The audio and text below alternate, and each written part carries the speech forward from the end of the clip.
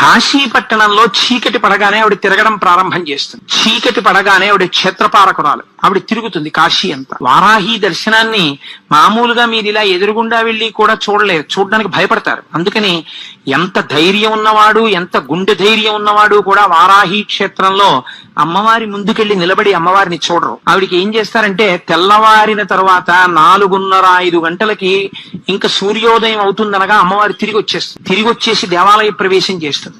అర్చకులు కూడా ఒక్క 10 నిమిషాలు 20 నిమిషాలు లోపలుండి గబగబా అమ్మవారికి పూజ చేసేసి తలుపులు వేసేస్తారు.